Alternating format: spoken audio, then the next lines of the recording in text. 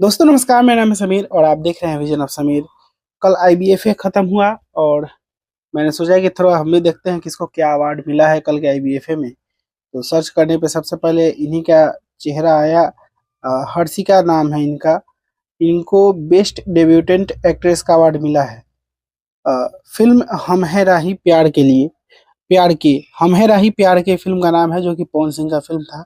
और इस फिल्म के लिए इन्हें 2023 में बेस्ट डेब्यूटेंट एक्ट्रेस का अवार्ड मिला है। ये फिल्म आप लोगों को बता दें कि 2021 में रिलीज हुई थी। 2021 में ट्रेलर भी आया था। फिल्म भी 2021 में रिलीज हुई थी, लेकिन इनको अवार्ड कब मिला है? 2023 में।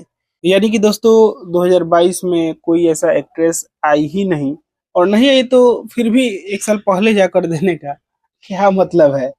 ये भोजपुरी का सबसे ऑथेंटिक अवार्ड शो है, और यहाँ पे ये भी हो सकता है कि 2023 में 2021 के लिए अवार्ड मिले।